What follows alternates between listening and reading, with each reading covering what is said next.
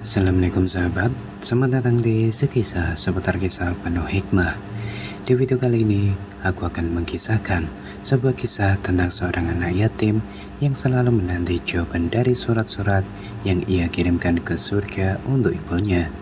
Jadi, mari kita mulai kisah penuh hikmah ini.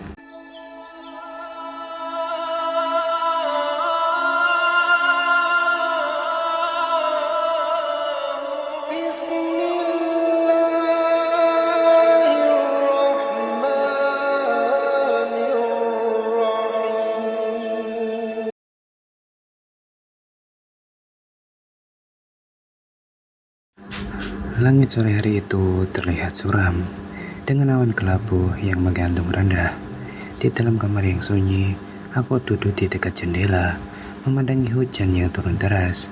Hujan selalu membawaku pada satu kenangan tentang ibu, tentang kebersamaan yang sekarang hanya bisa aku kenang.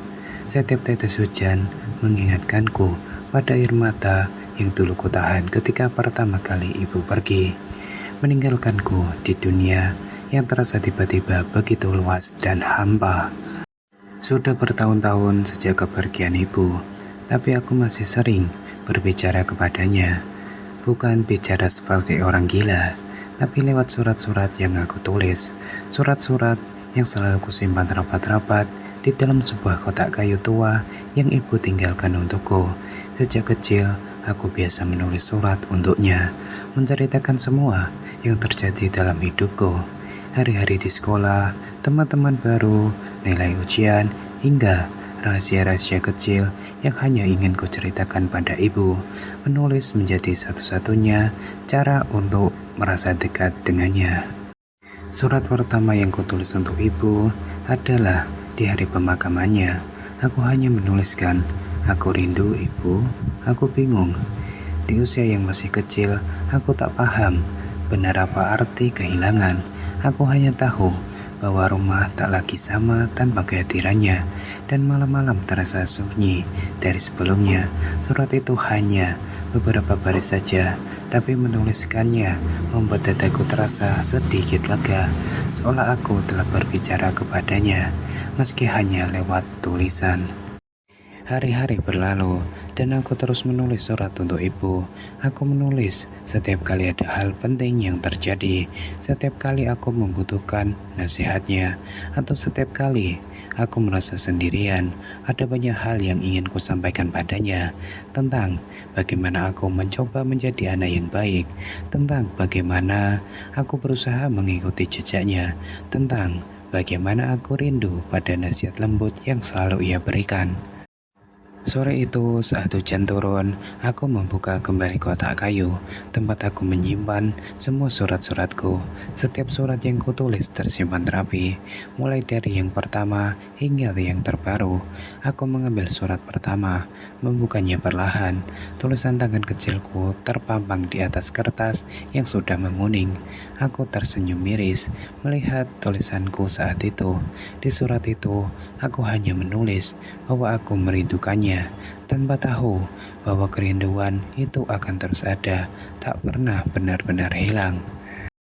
Kemudian aku membaca surat-surat berikutnya. Ada surat ketika aku lulus SD, menceritakan bagaimana bangganya aku berdiri di atas panggung dengan piagam di tangan, meski tak ada ibu di sana untuk melihatnya. Ada surat yang kutulis ketika aku merasa tak berdaya karena nilai ujian yang buruk, dan bagaimana aku hanya ingin ibu ada di sampingku, menenangkan dan mengingatkan bahwa semuanya akan baik-baik saja. Setiap surat, setiap kata, setiap baris adalah gambaran tentang hidupku. Hidup yang kutempuh tanpa kehadiran ibu, tapi yang selalu kujalani dengan harapan bahwa dia tetap melihat dari suatu tempat. Aku menahan air mata saat membaca surat-surat itu.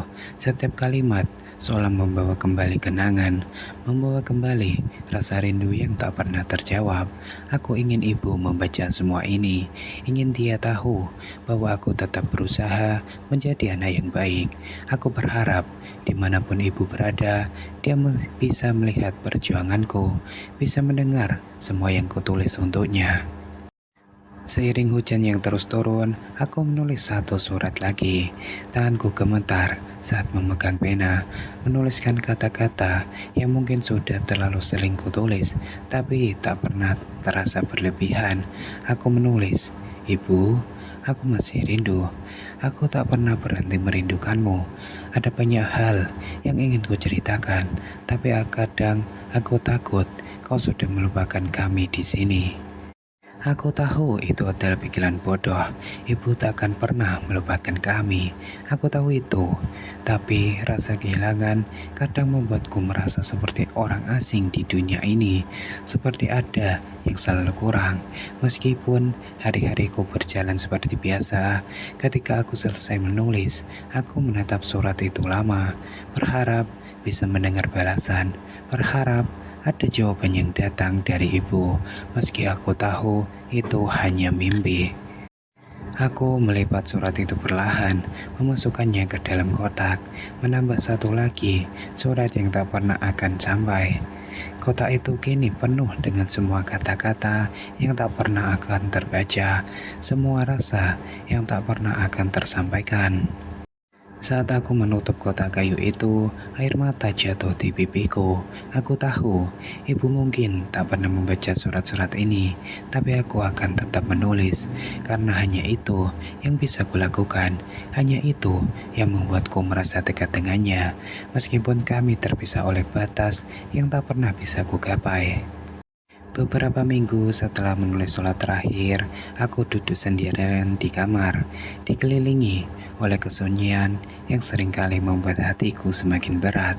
Malam itu terasa lebih dingin dari biasanya, dan entah kenapa, bayangan ibu semakin jelas dalam pikiranku.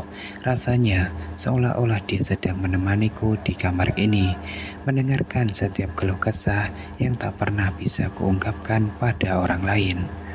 Aku menghela napas panjang dan membuka kembali kotak kayu yang kini semakin penuh. Di dalam kotak itu ada puluhan surat yang kutulis selama bertahun-tahun. Surat-surat yang selalu aku harapkan bisa terbaca oleh ibu. Dengan hati-hati, aku mengambil salah satu surat, membacanya dengan perasaan rindu yang semakin menyesakan. Malam itu, tiba-tiba aku merasa perlu melakukan sesuatu yang berbeda. Aku ingin membuat surat ini benar-benar sampai pada ibu. Meski aku tahu mungkin itu mustahil, aku ingin agar ibu tahu betapa aku merindukannya, betapa aku masih membutuhkan kehadirannya. Meski hanya untuk sejenak, aku mengambil salah satu surat terbaru yang kutulis, kemudian berjalan keluar rumah. Langit malam itu gelap dengan bintang-bintang yang tersebar jauh di atas sana. Aku berjalan ke taman kecil di depan rumah, tempat aku dan ibu dulu sering menghabiskan waktu bersama.